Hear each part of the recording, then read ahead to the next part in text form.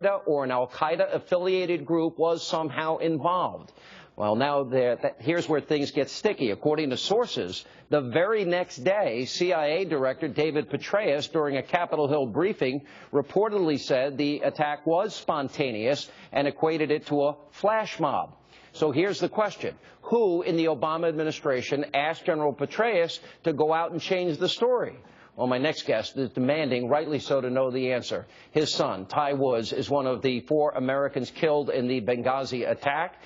His son is a Navy SEAL. Joining us is Charles Woods with his children, Jeremiah, Faith, and Hope. Thank you all for being here. I am so sorry your son turned out to be this is one of the most heroic stories I have ever heard in my life. He was told, he was a mile away at the CIA, a mile away from the consulate. He heard the cries for help, was told to stand down twice, and he went anyway. You know, it does not surprise me at all that my son would disobey direct orders from the White House to stand down and not to help. He's trained as a Navy SEAL never to leave anybody behind. So it does not surprise me one bit that he would jeopardize his military career as well as his life to help save the lives of those 30 other Americans. You shared with me an email you got from one of the people your son saved. Okay, this was very touching. I received an email from someone who said, "Your son's sacrifice saved my life." And I was very much touched by that. And he touched many lives. He saved many lives. But he was a hero long before he went to Libya. What is so frustrating to me is the president, 2 weeks after, is still saying that this is related to a movie trailer. It wasn't true. He's still saying it had to do with the movie trailer, spontaneous. This was a terror attack. He was asked 2 weeks later if it was a terror. He's still blaming the movie. Then we find out that the ambassador requested security. It was denied, and if they reduced it. And then we find out that they knew from day one. They could see this in real time. What are we to think of? Why would the president not tell you and your family here and the country the truth? Why wouldn't they tell me the truth? I don't know what their motivation is, but Hillary, a couple days later when the bodies were flown in, she had the nerve to lie to me. I knew she wasn't telling me the truth. She's smarter than I am. She had to know that the story that she gave me about the film was not the truth either. And she said they were going to put them in jail, she told you, the filmmaker. Well, someone should be put in jail as a result of this, or many people should, but I don't think it's a filmmaker we're talking about. You blame the president. You blame the White House. Well, let's just say, I don't want to point any fingers, but obviously people in the White House were watching this happen real time. Someone in the White House, or many people in the White House, watched the events unfolding and knew that if they gave the order to stand down, that my son would die. They watched my son die. As far as I'm concerned, there are people in the White House, whoever it was that was in that room watching that video of my son dying, their cries for help, their order, don't help them at all, let them die.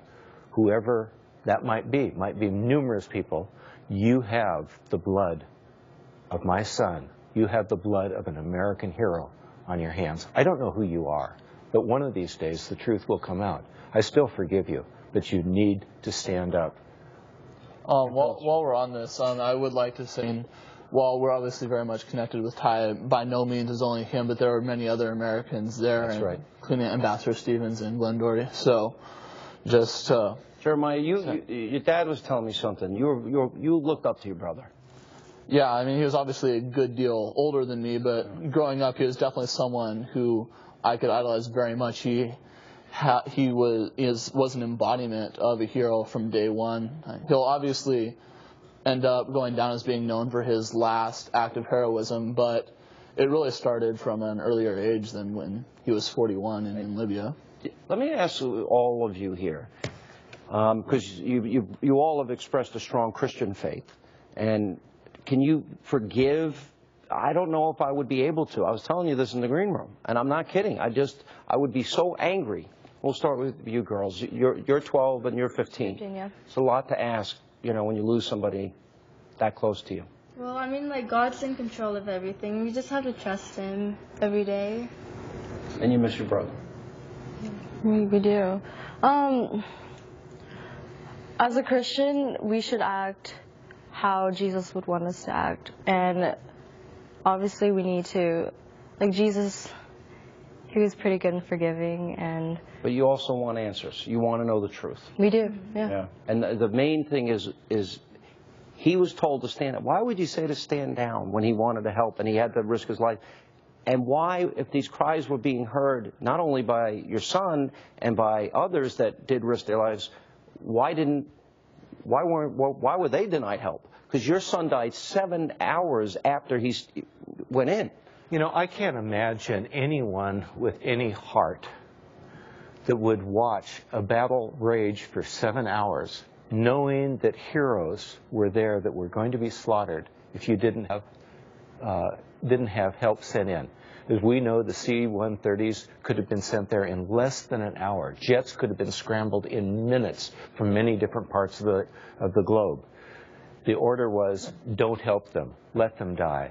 You know, I'm sorry, the people in the military are honorable, and when they make a vow, they're honorable enough to live up to it. Part of that vow is to defend American lives on American soil from all enemies, foreign and domestic. This compound was American soil by international law. I'm speaking as an attorney. By international law, a diplomatic compound is American soil, no matter where it's located. So we had 30 American citizens on American soil. This is no different than if it happened in L.A. or any other city. It would not take 7 hours normally to scramble the jets to send the 130 if this was on American soil in California or New York or any other place. But I don't know why. Why didn't they do it? I want the tapes released. The tapes that caused your son to defy orders to stand down. They have those tapes. They have drone tapes. Okay. They can release them. Okay. We're not political. I did not vote for either candidate last time. To be political would be... I'm not trying to be political. Okay, but to be political would be dishonoring to my son's life and death. However, I'm here to honor my son. Part of the process of honoring is to forgive, but part of the other process is truth and to make sure that justice is pursued. I hope that it is, because justice has to be paid for the benefit of everyone. Thank you for being here. You're all in our thoughts and prayers. You're a gentleman. Thank you very much. I would like to just share one thing. Yeah. I'm surrounded by heroes. We have a hero right here. Before the show, Sean mentioned that he donates his time to go out and do concerts and raise money to give scholarships to children whose parents have died in action. I said, Ty Jr., Ty's son, just graduated from high school. He needs to go to college. This hero right here. Just a second. Lifted up his phone and said one word, done. Jeremiah just called Ty Jr. and told him, guess what? You can go to college now. You got a scholarship. And Ty said, sorry. Ty Jr. said, sorry, you're a week too late. I just signed up for the Navy for 4 years. I am walking in my father's steps. Now, Ty, he had empty shoes that need to be filled. His son, Ty Jr., is filling those shoes. I want Ty to be a role model for others, that they will walk in his shoes, that other Americans will become American heroes too. Thank you. Absolutely.